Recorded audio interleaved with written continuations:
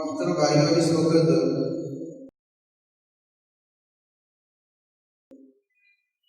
جو مسلمانوں کی جگہ جگہ پر صورتحال چل رہی ہے، ہر مسلمان کا دل جل رہا ہے، ہر ایک کا کچھ کرنے کو دل چاہ رہا ہے،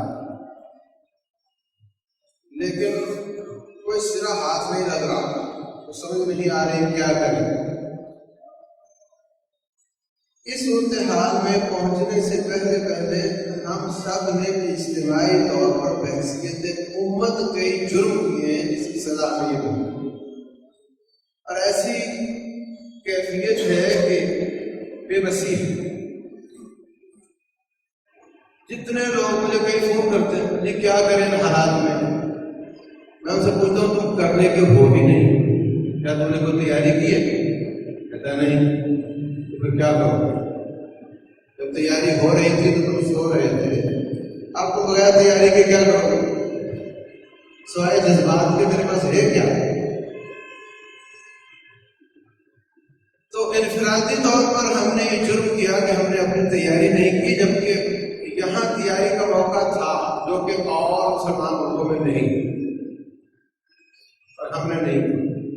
دنیا کی سب سے بڑی طاقت رشیا ہمارے بغل میں آیا اور آ کر ٹوٹا، اور تقریباً 40 ملکوں کے لوگ آ کر اس کے خلاف لڑے، لیکن ہم وہی روٹین صبح گئے جاب پر، شام کو تھک کر آ کر سو گئے، صبح جاب پر گئے، شام کو تھک کر آ گئے، ہماری روٹین میں کوئی فرق نہیں آیا۔ اتنا بڑا حادثہ ہوا کہ دنیا کی سب سے بڑی طاقت کے 15 ٹکڑے ہو گئے، مگر ہماری ڈیلی روٹین میں کوئی فرق نہیں آیا۔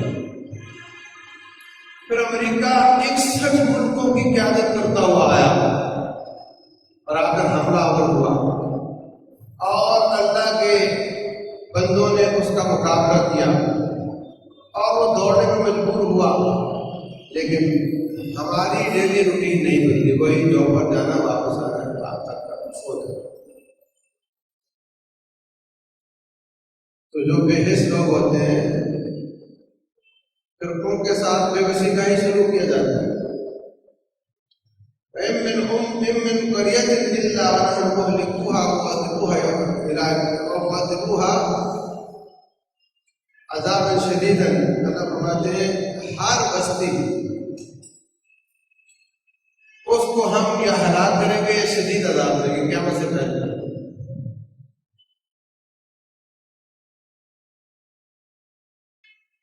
نحن مهلكوها قبل يوم القيامة أو معذبوها، اس طرح ہے۔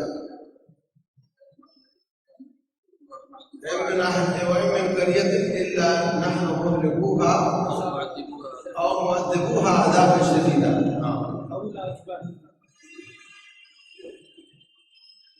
ہر بستی کو، پوری دنیا میں ہر بستی کو یا ہم ہلاک کریں گے یا عذاب دیں گے، آپ اپنی باری کا انتظار کریں۔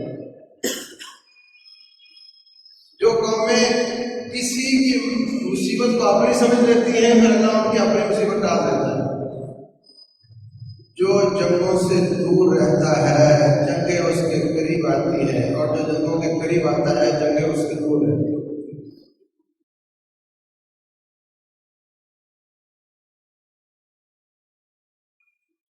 رشیا چلا کہاں سے؟ کابل سے، Dagestan, Chechnya, Uzbekistan, Turkmenistan, Tajikistan, Azerbaijan, جہاں آتا اس کو ہڑپ کر جاتا، دوسرے کو کہتا ہے یہ تیرا مسئلہ نہیں، یہ ان کا ذاتی مسئلہ ہے، پھر اس کو پکڑ لیتا، پھر اگلے کو کہتا ہے تیرا ذاتی مسئلہ ہے۔ جب افغانستان میں آیا تو ضیاء الحق نے کہا یہ ان کا ذاتی مسئلہ نہیں، یہ ہمارا مسئلہ ہے، وہاں آ کر روک لگ گئی۔ تو کسی کے مسئلے کو اپنا کون سمجھ سکتا ہے جس کی کوئی تیاری ہو؟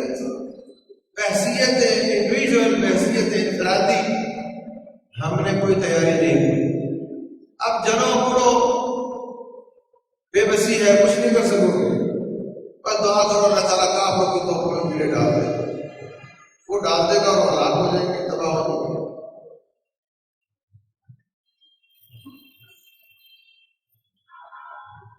دوسری اجتماعی طور پر ہماری کمبختی یہ ہے کہ جب سے UN کے چارٹر پر دستخط کیے، جب سے خلافت میں سارے مسلمانوں نے سائن کر دیے. اس کے بعد یہ ایسے شکنجے میں آئے ہیں کہ کچھ کرنے کے رہے نہیں. بڑی بڑی فوجیں بنا لو مگر وہ بانجھ ہے اس لیے کہ ان کو UN حرکت ہی نہیں کرنے دیتا. وہ جا نہیں سکتے کہیں. وہ دور بیٹھے دانت دکھا سکتے ہیں, شور کر سکتے ہیں, ان کے سر پر پڑے تو وہ جواب بھی دے سکتے ہیں, مگر آگے بڑھ کر کسی مسلمان کی مدد نہارن جہارن آگے بڑھ کر سامنے یہ انٹرنیشنلی الاؤ نہیں کسی کو. وہ چاہیں تو چند دن کمپین چلا کر سودان کے 2 ٹکڑے کر کے بیچ میں سے ایک عیسائی ریاست نکال کر کے اس کو آزاد کر کے تسلیم کر رہے ہیں. وہ چاہے تو چند دن خرفشار پیدا کر کے انڈونیشیا سے مشرقی تیمور کو الگ کر کے عیسائی ریاست بنا دیں.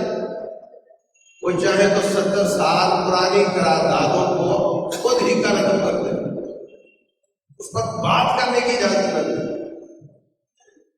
جو فلسطین پر UN کی قراردادیں ہیں ان کو کوئی گرنا مشکل ہے, وہ ٹنوں میں ہے, ان کو تولا جا سکتا ہے ٹنوں میں. ہم بڑے خوش ہوتے ہیں کہ ہم نے UN تک مسئلہ پہنچا دیا. جیسے بچہ روتا ہے آپ ان کی اماں کو بتا کر خوش ہو جاتا ہے کہ آپ میں نے اماں کو بتا دیا. اماں بیچاری کچھ کر سکتی نہیں کر سکتی وہ الگ بات ہے, لیکن میں نے تو اماں کو بتا دیا. اماں کو دور ہے وہ کچھ کر نہیں سکتی. ہم یہاں تک ہیں. اس وقت جو آپ کی صورتحال چل رہی ہے وہ یہ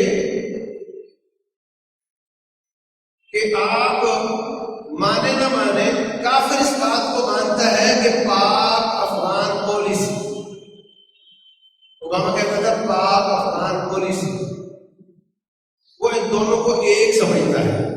آپ نہ مانو وہ مانتا ہے. امریکیوں کے آنے سے پہلے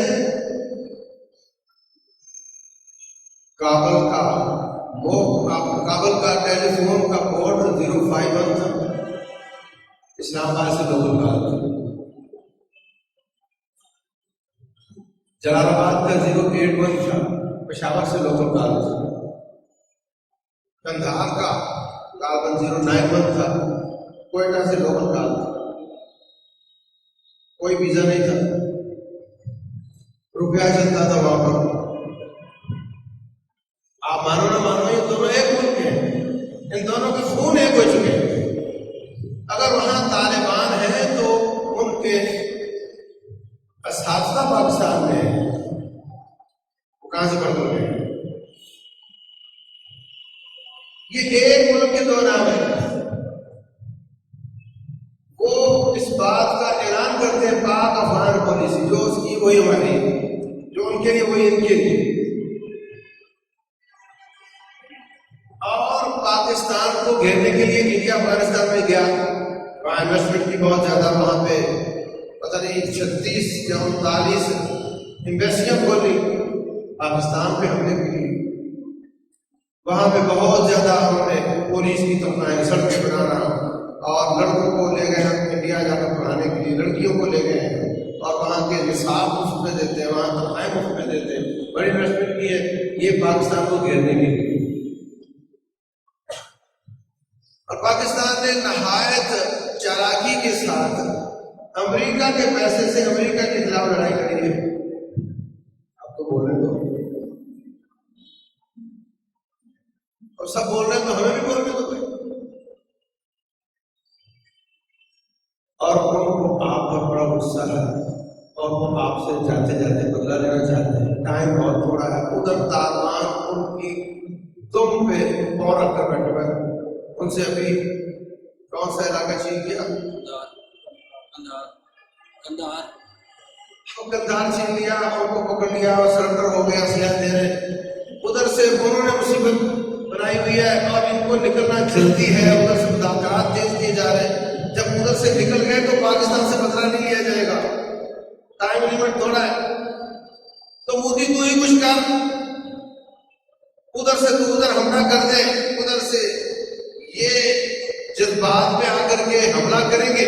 تو جب فائر شروع ہو جائے گا تو کیا پتا کدھر کدھر سے آ رہا ہے، ہم چاروں طرف سے گھیر کر اس کو ماریں، کوئی انتظار ہو رہا ہے۔ اور پاکستان کی سیاست یہ ہے کہ کیونکہ پوری دنیا میں ہمارے ساتھ کوئی نہیں، جنگیں کسی بیس پہ لڑی جاتی ہے تو ایسا ہو کہ داماد دکھا کر مشور کر کے ان کو بھگا دیا جائے، فائر اور کھلا فائر اور کھلی جنگ کی نوبت نہ آئے، کیونکہ کھلی جنگ انڈیا سے نہیں ہوگی، سوائے چائنا کے چاروں طرف سے ہوگی۔ اس کھلی جنگ کے لیے کشمیر کا پتہ تیار کیا گیا، وہاں پہ ظلم ہو، لوگ چیخیں، پاکستان کے عوام چیخے اور دباؤ بڑھے تو کھلی جنگ ہو، جب کھلی جنگ ہو تو پھر سارے پرانے قرضے چکائیں گے جانے سے پہلے۔ اور ان کی سیاست یہ ہے کہ جب اتنا صبر کیا ہے، اتنا برداشت کیا ہے، اس قدر نقصان اٹھایا ہے آج تک کھلی جنگ سے بچنے کے لیے، تو یہ کڑوا گوپی بھر لو، شور کرو اور کھلی جنگ نہ ہونے دو، تاکہ اور ادھر سے بجا دو تو ادھر دبا کر کوکندار بھی لے لو، باقی بھی لے لو، جلدی ان کو واش کرو، جب پیچھے سے محفوظ ہوں گے تو پھر تمہارا علاج کریں گے۔ اب لوگ پوسٹیں کرتے ہیں، دیکھو جی چوڑیاں پہن لو، وہ کر لو، یہ کر لو، جب صورتحال کو دیکھو کہ چاروں طرف پوری دنیا میں نہ کوئی مسلمان نہ کوئی کافر ہماری حمایت میں نہیں، سوائے چائنا کے، وہ بھی اپنے مفادات کا وعدہ ہے، اور تو اور زبان سے بیان دینے کے روادار نہیں، کوئی یہ کہنے کے لیے روادار نہیں کہ کشمیر میں زیادتی ہو گئی ہے۔ ان حالات میں ساری دنیا سے ٹکر لینا، ان کے ساتھ اس ملک تو ہے نا، اور جو باقی دو تین اگل بغل میں وہ بھی شمار کرتے ہیں، ان کے ساتھ ان کے دفاعی معاہدے ہو چکے ہیں۔ تو حقیقت یہ ہے کہ امریکہ افغانستان کی جنگ کشمیر میں ہمارے ساتھ لڑ رہا ہے، اور ہم کشمیر کی جنگ اس کے ساتھ اور انڈیا کے ساتھ افغانستان میں لڑ رہے ہیں۔ نہیں سمجھے؟ وہ اس کو ایک پالیسی کہہ رہے ہیں، آپ دو کیسے مانتے ہو؟ وہ اس کو ایک پالیسی کہہ رہے ہیں، پاک افغان پالیسی، یہ دو نہیں ہے۔ وہ افغانستان کا بدلہ ہم سے کشمیر کے لیے لینا چاہ رہا ہے، اور ہم انشاءاللہ کشمیر کا بدلہ کشمیر میں بھی لیں گے اور افغانستان میں بھی لے بھی رہے ہیں، لیں گے بھی۔ بس گیم گروہ کی ہے کہ پہلے وہ بھاگتا ہے یا پہلے ہم جب شروع کر کے اپنی گیم خراب کریں۔ بس جس میں تھوڑا زیادہ صبر ہوا وہ جیت جائے گا انشاءاللہ۔ تو ہمیں جو تیار نہیں ان کو تیار بھی ہونا چاہیے، خالی جمع خرچ کافی نہیں، اور تباہ کر کے دعائیں بھی جاری رکھنی چاہیے، اور اللہ تعالیٰ سے وعدہ بھی کرنا چاہیے کہ اگر ٹائم آیا تو میں پیچھے نہیں ہوں۔ اللہ تبارک و تعالیٰ سمجھنے اور عمل کرنے کی توفیق عطا فرمائے۔ وما علینا الا